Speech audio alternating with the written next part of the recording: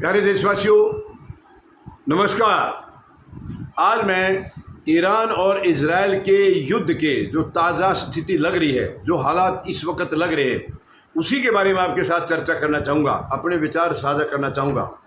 आपको मालूम है, जैसे ही इजराइल ने ईरान के ऊपर युद्ध बोला था, युद्ध का शुरुआत की थी, उसी दिन से ईरान मुंह तोड़ जवाब दे रहा है इजराइल को। इसमें कोई दो राय नहीं है, बहुत मजबूती से। उसके बाद अमेरिका का भी रवैया ऐसा लग रहा था वो युद्ध में शामिल होगा। हालांकि युद्ध में शामिल तो पहले दिन से ही है वो, क्योंकि इजराइल ने अपनी मर्जी से हमला नहीं किया है, अमेरिका ने कराया है। ये मैं दोष नहीं लगा रहा हूँ, ये सच्चाई है।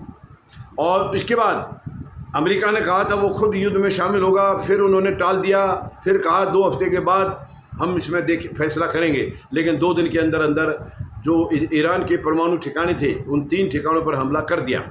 और उसके बाद से हालात बहुत गंभीर होते जा रहे हैं। इनको ये घमंड था, राष्ट्रपति ट्रंप को भी और इजराइल के नेतन्याहू को भी, कि एक बार परमाणु ठिकानों पर हमला हो गया तो खामनेई जो है सरेंडर कर देंगे, बिल्कुल एकदम नतमस्तक हो जाएंगे। लेकिन ऐसा हुआ नहीं है, इनकी इच्छा की पूर्ति हुई नहीं है।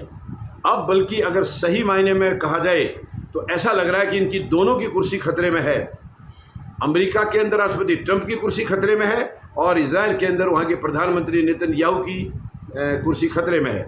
ये बिल्कुल ऐसा लग रहा है, ये युद्ध इनकी कुर्सी को छीन लेगा। हालात जो बन रहे हैं, राष्ट्रपति ट्रंप की काफ़ी खिलाफत हो रही है। पूरा देश अमेरिका जो है उनके खिलाफ है कि आपने अमेरिका को इस युद्ध के अंदर क्यों धकेला। देखिए, युद्ध में जब जाता है तो नुकसान होता है, सामने वाले का भी, खुद का भी। वो कितना भी तगड़ा होगा, नुकसान इनका भी होगा, और इनका नुकसान और ज़्यादा होने के आसार हैं। आपको मालूम है, ईरान के चारों तरफ कई देशों में अमेरिका के सैन्य ठिकाने हैं और ईरान उनको निशाना बनाएगा, आज नहीं तो कल। ये बिल्कुल मैं दावे के साथ कह रहा हूँ, वो निशाना बनाएगा। साफ कह दिया है ताबूत तैयार रखना। ईरान ने साफ कह दिया है अमेरिका को कि ताबूत तैयार रखना, जब तुम्हारे सैनिकों की लाशें आएंगी अमेरिका में, तुम्हारे क्या हालात होंगे, तब तुम्हें मालूम पड़ेगा कि दूसरे को बेकसूर किसी के ऊपर हमला कैसे किया जाता है और क्यों किया जाता है, उसके परिणाम क्या होते हैं। और उधर इजराइल को सबक लगातार मिल ही रहा है। जो गाजा में, हमास में इजराइल ने हाल करके रखा हुआ था, जो कत्लेआम वहाँ किया था, छोटे छोटे बच्चों पर, अस्पतालों पर, स्कूलों पर बहुत बुरा हाल किया था, वो हाल आज इजराइल में हो चुका है। पहली बार इजराइल ने ऐसा मंजर देखा है। तो कहने का मतलब यह है कि दोनों ही देशों में इन दोनों नेताओं की अपनी अपनी कुर्सी खतरे में है। आपको मालूम है, अमेरिका ने तो, यानी कि उनके जो कांग्रेस है, बिना कांग्रेस की इजाज़त के हमला नहीं किया जा सकता था, लेकिन राष्ट्रपति ट्रंप ने तानाशाह तरीके से किया है, तो उनका कड़ा विरोध हो रहा है। और कांग्रेस के कुछ सदस्यों ने कहा है वो महाभियोग लाएंगे, खुलकर कहा है। तो उनकी कुर्सी भी खतरे में है और इधर नेतन्याहू की भी कुर्सी खतरे में है, क्योंकि बिना मतलब से, बिना कारण से इन्होंने मिल करके ईरान पर हमला किया है।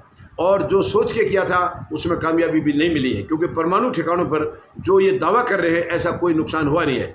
ईरान ने साफ साफ बता दिया, सैटेलाइट की तस्वीरें भी आई हैं। नुकसान तो हुआ है लेकिन कोई ज़्यादा नहीं हुआ है। और जितना साजो सामान उसके अंदर था, ईरान 48 घंटे पहले उसको शिफ्ट कर चुका था। तो जो ये सोच रहे थे वो नुकसान भी नहीं हुआ, और ये सोच रहे थे खामनेई को हम उड़ा देंगे, ख़त्म कर देंगे, ऐसा भी मुझे संभव नहीं लग रहा है। अब मुझे लग रहा है इन दोनों की कुर्सी जाएगी। और खामनेई ने साफ तौर पर कह दिया है कि लड़ाई तुम लोगों ने शुरू की है, ख़त्म इसको हम करेंगे, अपने तरीके से करेंगे। कब करेंगे, कैसे करेंगे, इसके क्या परिणाम होंगे, वो तुम सामने देखते जाना। साफ तौर पर कह दिया है। तो कहने का मतलब इन दोनों को मुंह की खानी पड़ेगी। अहंकार का सर हमेशा नीचे होता है। इजराइल में भी अहंकार है और अमेरिका में भी अहंकार है। जब इजराइल वहाँ कत्लेआम कर रहा था तब इसको पीड़ा नहीं हुई, ना अमेरिका को पीड़ा हुई, अमेरिका ने रोका नहीं इनको।